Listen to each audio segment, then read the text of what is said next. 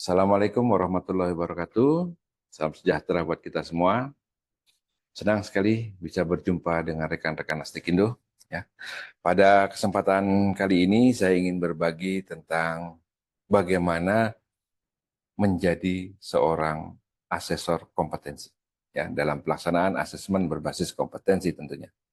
Nah, untuk menjadi asesor kompetensi, maka seseorang harus mengacu kepada standar kompetensi, yaitu Standar Kompetensi Kerja Nasional nomor 333 tahun 2020 tentang pelatihan kerja dan sertifikasi. Untuk menjadi seorang asesor kompetensi ini, maka Anda harus menguasai atau Anda harus kompeten dalam 3 unit kompetensi. Unit kompetensi yang pertama adalah terkait dengan aktivitas dan proses asesmen. Unit kompetensi yang kedua adalah terkait dengan melaksanakan asesmen, dan unit kompetensi yang ketiga adalah memberikan kontribusi dalam validasi asesmen. Ya, baik. Pada kesempatan ini saya ingin fokus untuk membahas tentang unit kompetensi yang pertama, yaitu merencanakan aktivitas dan proses asesmen. Rekan-rekan sekalian, ya, asesmen berbasis kompetensi ini tentunya memerlukan perencanaan aktivitas dan proses asesmen, sehingga materi merencanakan aktivitas dan proses asesmennya berhubungan dengan pengetahuan, ya, keterampilan, dan sikap kerja yang dibutuhkan dalam merencanakan aktivitas dan proses asesmen. Kompetensi unit ini dapat digunakan baik di lembaga sertifikasi, lembaga pelatihan, ataupun lembaga pendidikan. Ya. Kemudian employability skills atau keterampilan bekerja dalam unit kompetensi ini sudah menjadi bagian dari kriteria unjuk kerja. Ya. Nah, menurut beberapa pakar ya atau ahli ya terkait dengan manajemen perencanaan adalah menentukan serangkaian ide, gagasan, dan tindakan komprehensif yang akan dilakukan untuk mencapai tujuan yang diinginkan. Ya, jadi itu adalah definisi dari perencanaan. Ya. Pada dasarnya, ya perencanaan adalah kebutuhan untuk memberikan jawaban atas beberapa pertanyaan. Ya. Mulai dari what atau apa, ya, kemudian who siapa, ya, when kapan, where di mana, why mengapa, dan bagaimana atau how. Ya, sehingga sering kita mendengar istilah adalah 5W 1H. Ya, what, why, when, where, why, dan how. Ya. Jadi itu adalah tentang bagaimana kita merencanakan. Jadi dalam merencanakan aktivitas dan proses asesmen tadi, maka kita juga harus merumuskan pertanyaan dari 5W dan 1H tadi. Ya, katakanlah what. Ya. Rencana asesmen dengan pendekatan sistematis untuk asesmen kompetensi digunakan oleh asesor untuk menentukan seberapa banyak ya atau seberapa baik asesi mencapai standar kompetensi. Ya, jadi dalam merencanakan aktivitas dan proses asesmen tadi terkait dengan pertanyaan apa adalah bagaimana kita rencana asesmen dan pendekatan untuk asesmen ini digunakan oleh asesor untuk menentukan seberapa banyak atau seberapa baik asesi mencapai standar kompetensi. Nah, kemudian terkait dengan why, kenapa? Ya. Nah, ini adalah rencana asesmen kompetensi memainkan peran utama dalam proses asesmen. Ya. Ini karena mengidentifikasi bukti untuk menunjukkan kompetensi dengan metode dan instrumen asesmen serta konteks yang sesuai dengan capaian dan bukti kompetensi asesi. Ya. Jadi bagaimananya adalah terkait dengan bagaimana kita mengidentifikasi bukti-bukti tadi ya untuk menunjukkan apakah kompetensi dari seseorang ini telah sesuai dengan standar atau telah tercapai standar kompetensi. Ya, kemudian kalau pertanyaan terkait dengan where, di mana tentu adalah merujuk kepada tempat di mana kita melaksanakan asesmen tadi. Ya, dalam hal ini adalah TUK. Ya, apakah TUK sewaktu, apakah TUK di tempat kerja, ya, ataukah TUK mandiri, ya, ataukah tempatnya itu adalah di LPK, lembaga pelatihan kerja, ya, atau di institusi pendidikan, ya, atau di industri, ya, katakanlah dengan menggunakan metode apa namanya tempat kerja atau asesmen pekerja yang sedang melaksanakan pekerjaan, ya, itu terkait dengan tempat. Dan tentunya terkait dengan kapan atau when, ya. Tentu perencanaan asesmen dalam rangka sertifikasi kompetensi ini dapat digunakan juga untuk berbagai tujuan, ya. Apakah tujuannya untuk proses sertifikasi, ya, ataukah untuk melihat capaian hasil program pelatihan, ya, ataukah untuk capaian program pembelajaran terkait dengan rekrutmen, ya, seseorang apakah sesuai dengan standar kompetensi pada jabatan kerja tersebut, ya, atau juga untuk penilaian atau appraisal, ya, atau tujuan-tujuan lain yang bisa digunakan, ya, untuk ketika kita merencanakan aktivitas dan proses asesmen tadi, ya. Kemudian who, ini tentu terkait dengan siapa yang melaksanakan. Nah, ini untuk pihak-pihak yang terlibat dalam pelaksanaan asesmen, mulai dari asesi, ya, asesor, ya, kemudian staf LSP dan lain sebagainya. Ini adalah terkait dengan siapa yang terlibat dalam pelaksanaan yang kita rencanakan nanti, dan how, bagaimana, ya, kita melaksanakannya. Tentunya dengan dalam merencanakan asesmen ini, dalam merencanakan aktivitas dan proses asesmen ini ada 4 tahapan atau 4 langkah yang dapat kita lakukan. Yang pertama adalah menentukan pendekatan asesmen, ya, kemudian mempersiapkan rencana asesmen, kemudian mengidentifikasi persyaratan, modifikasi dan kontekstualitas, dan yang keempat adalah menyusun instrumen asesmen. Ya, jadi itu adalah bagaimana dalam kita menyusun aktivitas dan proses asesmen ini dengan menggunakan pendekatan pertanyaan 5W dan 1H. Ya. Nah, jika kita lihat dari standar kompetensi kerja pada unit kompetensi merencanakan aktivitas dan proses asesmen, maka tahapan dalam merencanakan aktivitas dan proses asesmen tersebut, ya, seperti yang disebutkan tadi, ada 4, yaitu menentukan pendekatan asesmen, ya, kemudian mempersiapkan rencana asesmen, mengidentifikasi persyaratan dan modifikasi dan kontekstualisasi, dan juga menyusun instrumen asesmen. Ya, jadi itu adalah alur dalam perencanaan aktivitas dan proses asesmen. Ya. Nah, di dalam menentukan pendekatan asesmen ini, maka yang pertama adalah bagaimana kita mengidentifikasi asesi, tujuan, dan konteks asesmen, dan mengidentifikasi dengan orang yang relevan, kemudian mengidentifikasi dan mengakses standar dari industri atau tempat kerja. Sementara pada tahap mempersiapkan rencana asesmen ini, yang kita lakukan adalah bagaimana kita menganalisis unit kompetensi dan persyaratan bukti, jenis bukti, dan aturan bukti. Kemudian memilih metode dan instrumen asesmen, dan juga mengembangkan rencana asesmen.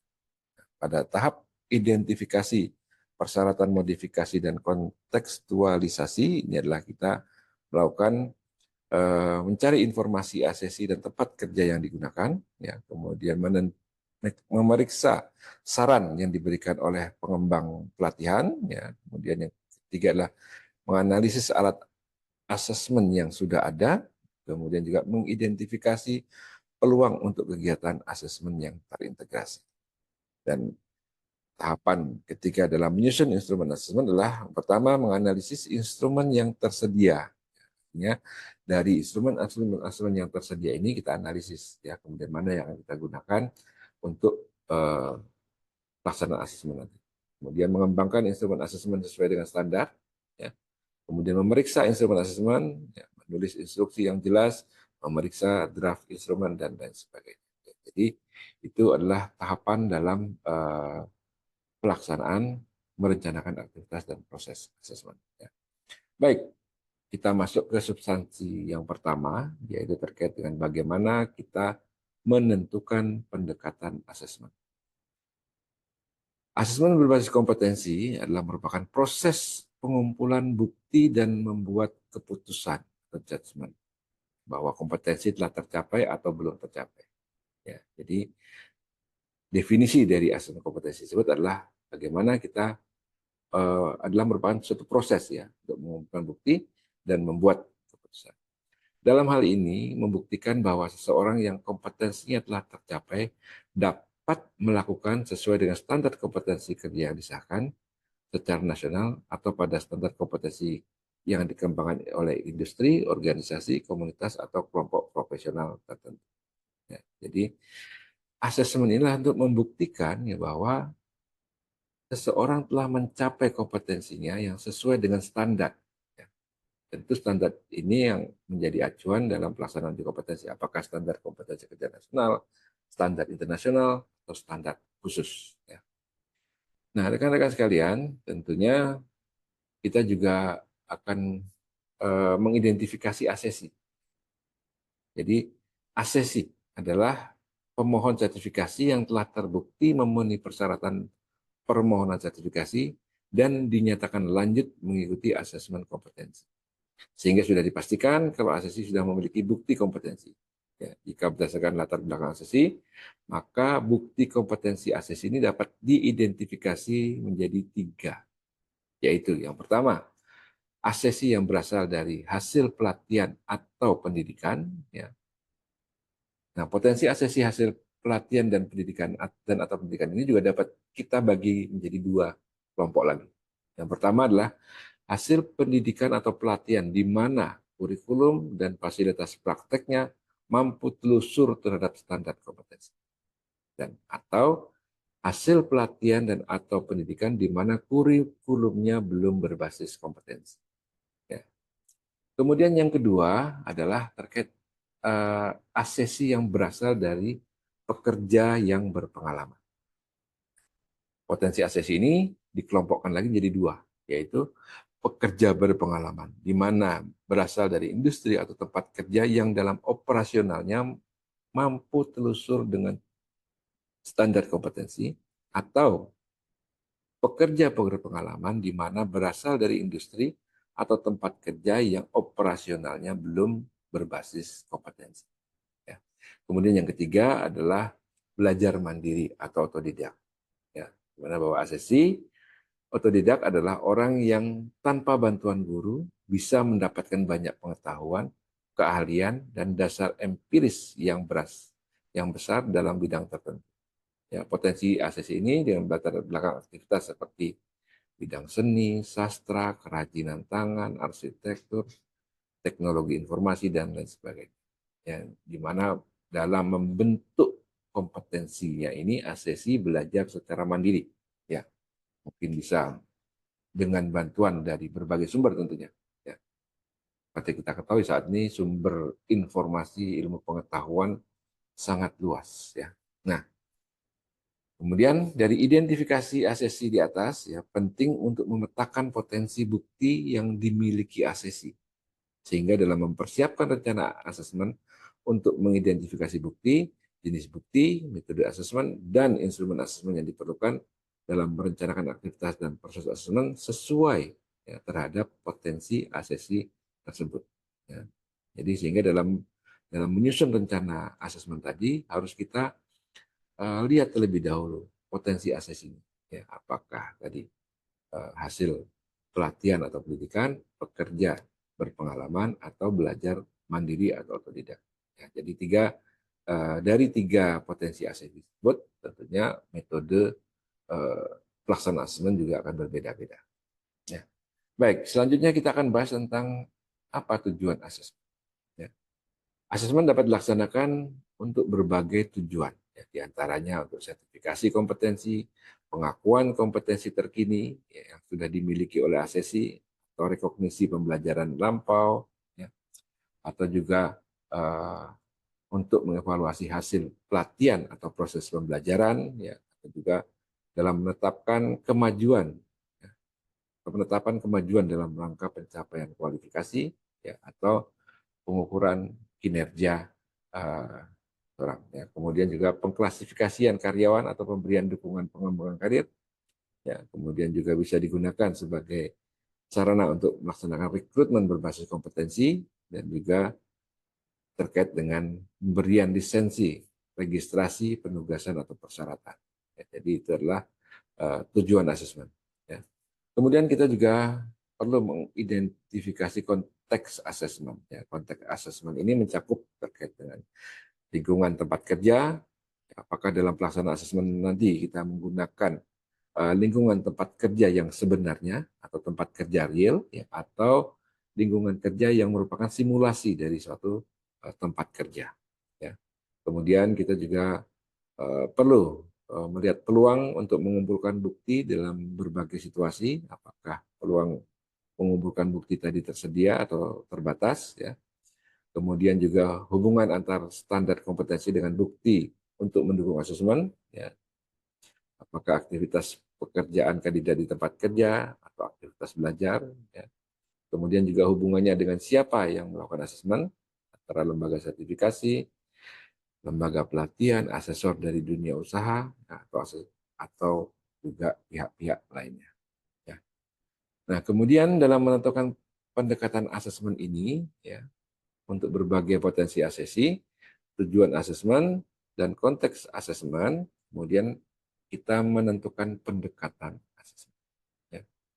Nah, dalam pendekatan konteks asesmen menjadi pertimbangan dalam membuat rencana asesmen, karena konteks yang berbeda maka dimungkinkan memerlukan metode dan instrumen asesmen yang berbeda untuk mencapai asesmen yang berkualitas. Nah, dalam menentukan pendekatan asesmen ini tentunya kita juga harus melihat aspek lain, yaitu terkait dengan pihak yang relevan. Ya. Dalam hal ini meliputi manajer sertifikasi, lembaga pelatihan kerja, manajer pelatihan, manajer di tempat kerja, supervisor atau penyelia di tempat kerja, dan lain sebagainya. Dan tentunya dalam pendekatan asesmen ini kita juga mengacu kepada standar, ya, standar industri atau tempat kerja. Terkait dengan jenis standarnya, apakah ketersediaan standar industri atau tempat kerja diperlukan sebagai acuan pembanding atau tolak ukur, sehingga pencapaian bukti yang diharapkan relevan dengan standar lingkungan industri atau tempat kerja.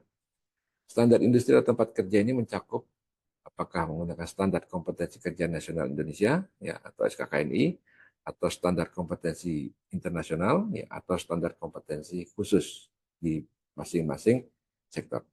Kemudian kriteria asesmen kurikulum contohnya adalah asesmen sumatif atau formatif pada proses pembelajaran, ya. Kemudian spesifikasi kinerja suatu perusahaan atau industri, ya, misalnya contoh penilaian kinerja didasarkan pada kelompok indikator kinerja kegiatan yang berupa indikator-indikator input, output, hasil, manfaat, dan juga dampak.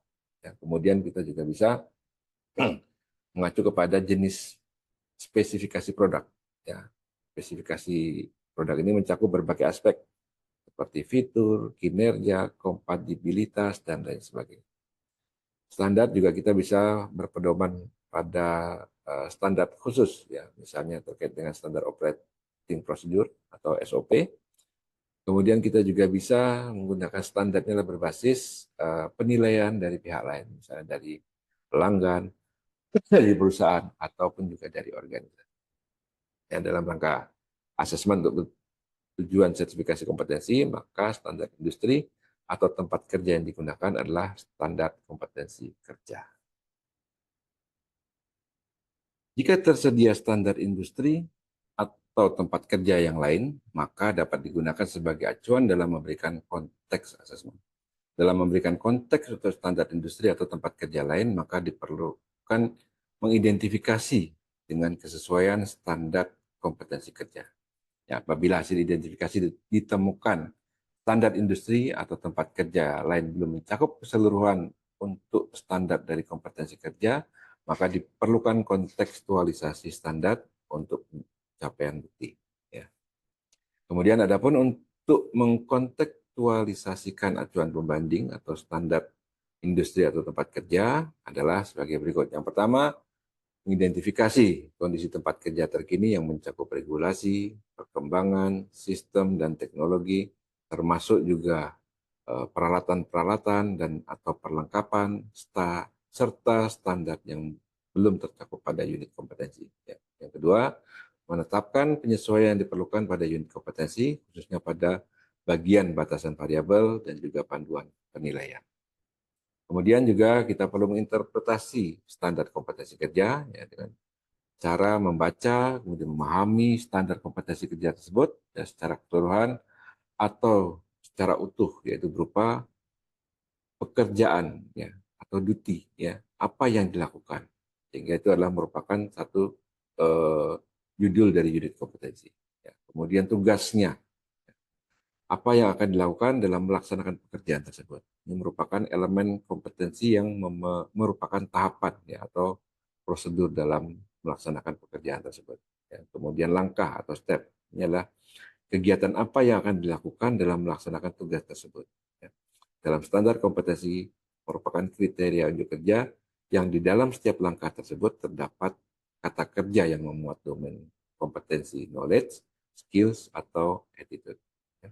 Kemudian dimensi kompetensi yang dilakukan dalam melaksanakan pekerjaan terkait pada unit kompetensi secara utuh. Ya, jadi kita juga harus melihat dari 5 dimensi kompetensi, yaitu task skill, ya, task management skill, contingency management skill, job role and environmental skill, dan transfer skill. Ya. Kemudian pemilihan jenis bukti dan metode asesmen yang digunakan pada standar kompetensi ya, atau yang terdapat pada panduan dalam penilaian. Ya. Kemudian membuat materi uji kompetensi dengan pedoman pada jenis bukti atau metode asesmen yang dipilih dengan cara merujuk elemen kompetensi, kriteria uji kerja, batasan variabel, panduan penilaian, dan aspek kritis yang terdapat pada standar kompetensi kerja. Ya. Aspek kritisnya adalah aspek pengetahuan dan keterampilan yang sangat berpengaruh terhadap pencapaian unit kompetensi. Aspek kritis ini memberikan informasi tentang hal-hal yang benar-benar perlu diperhatikan ketika melaksanakannya. Ya. Baik, saya akan sedikit membahas tentang apa itu dimensi kompetensi. Ya, sebagaimana telah diuraikan di atas, bahwa asesmen berbasis kompetensi adalah merupakan proses pengumpulan bukti dan membuat keputusan bahwa kompetensi telah tercapai sesuai dengan standar kompetensi kerja atau belum. Ya, dalam merencanakan aktivitas dan proses asesmen, di mana pengumpulan bukti yang bermutu berhubungan dengan pencapaian ranah kompetensi, pengetahuan, keterampilan, dan sikap kerja yang dibutuhkan, serta pemenuhan dimensi kompetensi. Dimensi kompetensi yang digali dalam merencanakan aktivitas dan proses asesmen pada pekerjaan secara real terdapat secara utuh pada unit kompetensi atau skema sertifikasi, yaitu keterampilan dalam menjalankan tugas atau task skill, ya, ialah keterampilan melaksanakan satu tugas yang dipersyaratkan, ya, mampu melaksanakan tugas individu. Ya. Kemudian keterampilan dalam mengelola tugas-tugas terkait, ya, atau task management skill, ini adalah kompetensi berupa tugas-tugas lain yang terkait yang harus dikelola oleh seorang asesi sesuai dengan kualifikasinya pada unit ini melalui perencanaan, pengaturan, proses asesmen. Ya. Kemudian juga keterampilan dalam menyelesaikan masalah ya, atau contingency management skill. Ini adalah masalah-masalah yang berpotensi dalam menjalankan tugas, merencanakan ini dapat diselesaikan. Ya. Kemudian juga keterampilan dalam mengikuti kondisi atau aturan lingkungan tempat kerja, ya, atau yang dikenal dengan job or role environmental skill. Ya. Jadi para asesi akan mendapat tugas pada industri atau tempat kerja tertentu yang kemungkinan mempunyai aturan yang harus diikuti, yang dapat mencakup SOP atau standar operasi prosedur, ya, standar keamanan kerja atau alur komunikasi dan hal-hal yang berlaku. Ya. Kemudian juga kemampuan dalam mengadaptasi pada kondisi atau tempat kerja atau konteks atau objek lain, atau yang kita kenal dengan transfer skill. Di asesi harus mempunyai kemampuan untuk dapat atau mampu beradaptasi bila ditugaskan pada suatu kondisi, lokasi, konteks, ataupun teknologi yang berbeda dari yang biasanya. Ya, ini adalah untuk menilai bagaimana asesi dapat beradaptasi. Ya. Dalam merencanakan sistem asesmen berbasis kompetensi, ya, untuk memilih perangkat dan metode yang efektif berlaku dua peraturan, yaitu memenuhi prinsip-prinsip asesmen dan juga peraturan. Ya, suatu asesmen dianggap adil bila tidak merugikan asesi tertentu, ya, dan terbuka, bebas dari penyimpangan dan juga mendukung asesi. Ya. Prinsip asesmen harus mencakup validitas, ya, reliabilitas, ya, fleksibilitas, dan berkeadilan. Ya, harus. Dan keempat prinsip ini harus diterapkan dalam usaha menjamin mutu dari hasil asesmen. Valid. Apa itu valid? Valid adalah seluruh aspek atau seluruh aktivitas asesmen yang mengacu kepada acuan pembanding atau benchmark yang digunakan. Ya, jadi dalam melakukan asesmen ini ada satu acuan pembanding, ya, yang dijadikan sebagai acuan dalam merencanakan aktivitas. Jadi asesmen dianggap valid bila asesmen tersebut menilai apa yang diperlukan untuk dinilai. Ya. Kemudian reliable. Reliable adalah instruksi yang diberikan kepada peserta sertifikasi memastikan penerapan yang konsisten pada aktivitas asesmen dan jika digunakan oleh asesmen berbeda dalam situasi yang berbeda dan peserta sertifikasi berbeda, hasilnya tetap konsisten. Ya, artinya bahwa perangkat asesmen ini dapat digunakan pada beberapa kondisi, ya, asesi. Ya. Asesmen dianggap dapat dipercaya bila hasil-hasil diinterpretasikan secara konsisten dari konteks ke konteks dan dari orang ke orang. Jadi adalah reliable. Kemudian fleksibel, di mana bahwa seluruh aktivitas asesmen memenuhi kebutuhan peserta sertifikasi dan organisasi. Ya, artinya bahwa asesmen dianggap fleksibel bila dapat memenuhi kebutuhan serangkaian konteks. Suatu asesmen dianggap tidak fleksibel jika hal itu menolak hasil belajar atau gagal memberi kesempatan seorang peserta kesempatan kedua atau ketiga untuk diakses. Ya, jadi harus ada satu penyesuaian terhadap kondisi atau konteks tertentu. Ya. Kemudian adil, di mana bahwa aktivitas asesmen ini yang memenuhi kebutuhan dan karakteristik peserta sertifikasi serta bebas dari bias dan memberikan kesempatan bagi peserta sertifikasi untuk memiliki kebutuhan khusus. Ya. Suatu asesmen dianggap adil bila tidak merugikan peserta tertentu dan terbuka, bebas dari penyimpangan dan juga mendukung kebutuhan peserta. Ya. Kalian, ya, pada bagian pertama tadi sudah kita sama-sama bahas terkait dengan bagaimana menentukan pendekatan asesmen. Sekarang kita masuk kepada tahap yang kedua, yaitu mempersiapkan rencana asesmen. Jadi setelah teridentifikasi latar belakang asesi, konteks asesmen dan ketersediaan standar industri atau tempat kerja, maka untuk mempersiapkan rencana asesmen diperlukan pengetahuan yang terkait. Yang pertama adalah terkait bukti. Ya. Bukti adalah segala sesuatu yang mendukung asesi terhadap kompetensi yang diajukan. Ya. Bukti yang dimaksud dalam penilaian kompetensi adalah bahan yang dikumpulkan dalam rangka mendukung pernyataan capaian kompetensi asesi sebagaimana yang dipersyaratkan unit kompetensi atau sejumlah unit kompetensi atau suatu skema sertifikasi. Ya. Nah, bukti ini dapat mencakup demonstrasi, kemudian produk, ya, portofolio, dan pengetahuan yang diidentifikasi berdasarkan kriteria kinerja dan pendekatan asesmen. Ya. Bukti dikumpulkan dari berbagai aktivitas yang mencakup tadi proses, produk, dan pengetahuan. Ya, mana proses ini adalah terkait dengan uh, prosedur yang dapat diikuti, ya, pekerjaan yang dilakukan dengan aman, pelanggan puas terhadap layanan yang diberikan, ya, dan juga terkait dengan keterampilan dalam berkomunikasi. Ya, kemudian terkait dengan produk, ini adalah sesuatu produk sesuai dengan spesifikasi. Ya, kemudian suatu produk yang diselesaikan dalam kerangka waktu yang telah ditetapkan, atau juga bisa berupa suatu penjualan yang telah dilaksanakan. Sementara pengetahuan ini terkait dengan prosedur kerja, persyaratan hukum, persyaratan kesehatan, keamanan, dan keselamatan kerja, dan juga prosedur penelitian. Ya.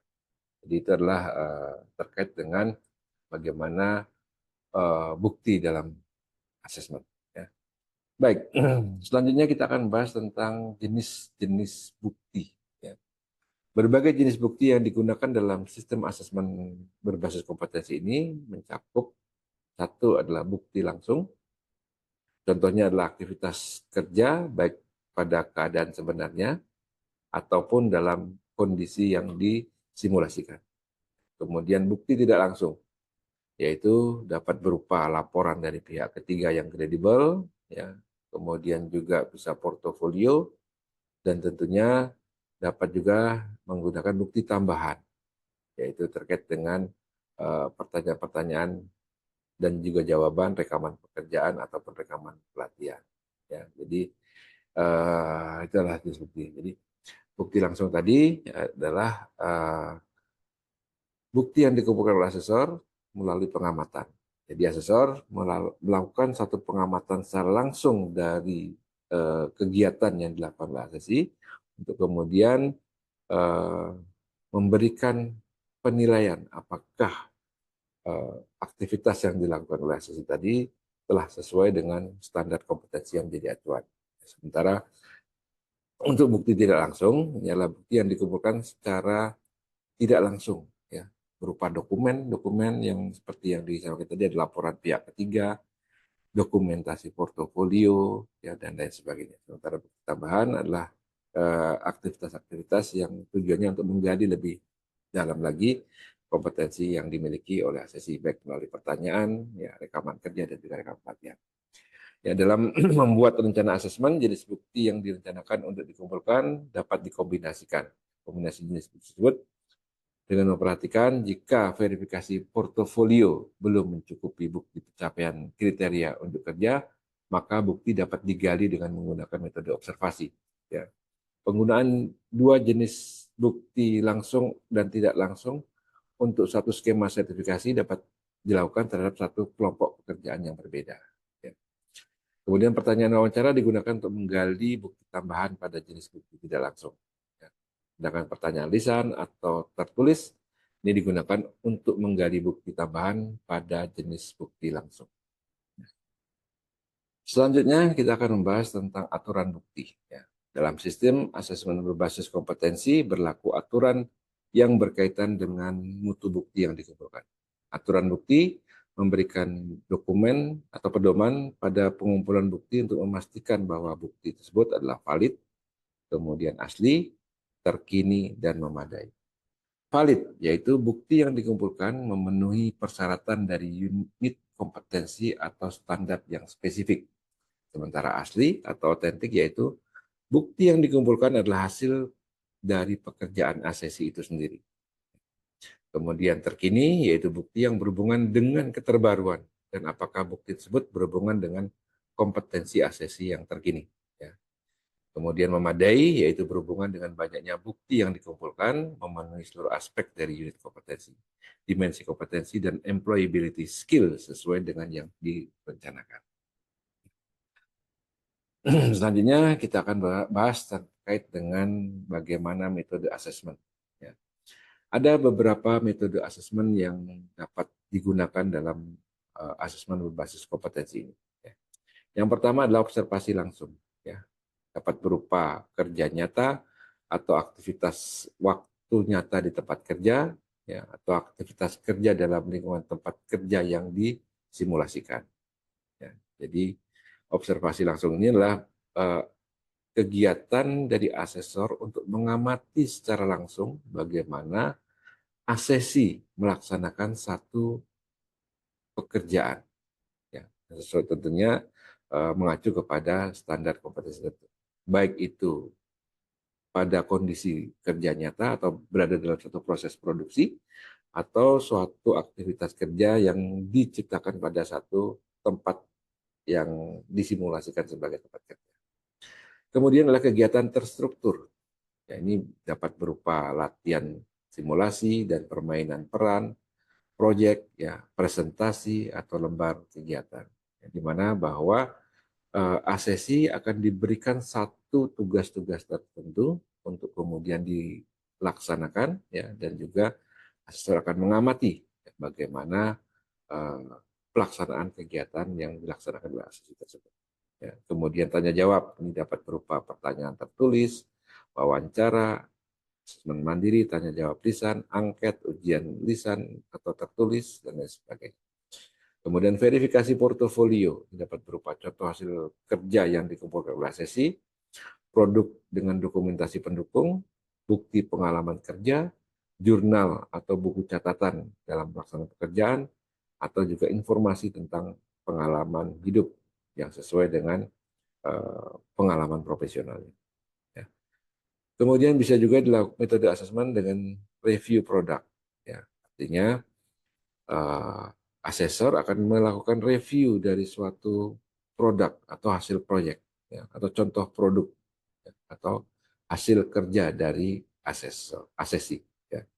Kemudian verifikasi pihak ketiga ini dapat berupa testimoni dan laporan dari atasan atau bukti pelatihan, ya, atau pencapaian sebelumnya yang diautentifikasi, ya, wawancara dengan atasan, ya, atau rekan kerja dan lain sebagainya. Bahwa untuk menguatkan bukti yang sudah ada, maka kita perlu memperoleh bukti dari pihak-pihak tertentu, dari pihak ketiga. Ya.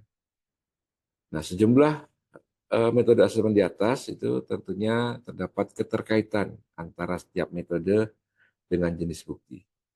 Ya. Ya, adapun keterkaitan dari setiap apa namanya antara metode asesmen dan jenis buktinya dapat kita lihat di sini. Misalnya jenis bukti langsung, ya. Maka jenis bukti langsung ini dapat kita gunakan metode asesmennya adalah observasi langsung atau kegiatan terstruktur. Ya. Sementara untuk jenis bukti tidak langsung, maka metode asesmen yang kita gunakan adalah bisa menggunakan verifikasi portofolio atau juga review produk. Sementara bukti tambahannya bisa berupa metode asesmennya bisa berupa tanya jawab, baik lisan, tertulis, ya, atau juga verifikasi pihak ketiga. Rekan-rekan sekalian, ya, selanjutnya kita akan membahas tentang instrumen asesmen. Jadi, instrumen asesmen dapat dikembangkan berdasarkan teknik penilaian yang digunakan oleh asesor untuk melakukan kegiatan asesmen. Ya. Ini bisa mencakup lembar periksa observasi langsung, ya, lembar asesmen kegiatan terstruktur, kemudian daftar pertanyaan, lembar periksa verifikasi portofolio, dan juga lembar periksa review produk. Ya. Sementara rencana asesmen, ya, ini dapat mencakup dokumen perencanaan yang menjelaskan tentang apa yang diakses, kapan asesmen dilakukan, kemudian di mana asesmen dilakukan, dan bagaimana asesmen itu dilakukan. Ini setelah kita laksanakan apa namanya kegiatan-kegiatan tadi, maka kita mengisi, ya, formulir MAPA 01, yaitu merencanakan aktivitas dan proses asesmen.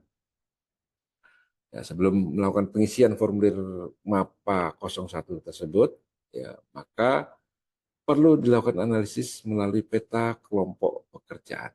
Ya, terlebih dahulu terhadap skema sertifikasi yang akan dibuat rencana asesmennya. Hal ini adalah untuk mempermudah pembuatan perencanaan asesmen yang dibagi menjadi beberapa kelompok kerja. Jadi satu skema sertifikasi tersebut tentu mengandung beberapa unit-unit kompetensi. Nah, unit-unit kompetensi ini bisa kita kelompokkan menjadi satu kelompok pekerjaan, ya, sehingga kita perlu melakukan pemetaan kelompok pekerjaan terlebih dahulu, ya, sehingga nanti dalam penyusunan perencanaan asesmen tadi untuk mengukur pencapaian kompetensi pada kelompok-kelompok pekerjaan tadi. Jadi yang pertama tentunya kita tuliskan terlebih dahulu apa itu skema sertifikasinya. Jadi tulis skema sertifikasi yang akan dibuat rencana asesmen pada kolom rencana, pada kolom nama skema, ya, kemudian isikan kode dan nama unit kompetensi pada list unit kompetensi, ya, kemudian lakukan analisis terhadap pemetaan kemasan unit-unit kompetensi pada skema sertifikasi. Apakah terdapat satu kelompok pekerjaan atau lebih dari satu kelompok pekerjaan. Apabila hanya terdapat satu kelompok pekerjaan, maka perhatikan dan susun unit kompetensi berdasarkan urutan pekerjaan. Karena terkadang penyusunan unit-unit kompetensi ini tidak secara urutan. Maka perlu kita lakukan analisis untuk kemudian kita susun unit-unit kompetensi ini menjadi satu rangkaian tahapan pelaksanaan pekerjaan. Ya. Kemudian susunlah tugas praktek demonstrasi pada setiap kelompok pekerjaan apabila akan menggunakan bukti langsung dengan metode observasi, atau susunlah tugas instruksi terstruktur pada setiap kelompok pekerjaan bila menggunakan jenis bukti langsungnya adalah metode instruksi terstruktur, ya, atau DIT. Ya. Selanjutnya, identifikasi aspek kritis pada setiap unit kompetensi. Aspek kritis dapat dilihat pada unit kompetensi atau dapat dikonfirmasi kepada personil yang kompeten, yang relevan dengan skema sertifikasi, dan disandingkan dengan kriteria untuk kerja yang tersedia pada pekerjaan tersebut. Ya. Kemudian tentukan instrumen asesmen bukti tambahan per elemen kompetensi dan tuliskan pada kolom bukti tambahan. Kemudian susun nama dokumen portofolio yang relevan pada kolom jenis bukti tidak langsung.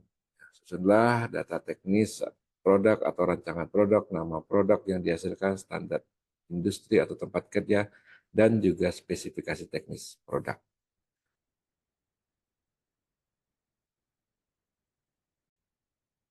Baik rekan-rekan sekalian, ya mungkin pada bagian pertama ini kita cukupkan sampai di sini. Nanti akan kita lanjutkan pada bagian berikut.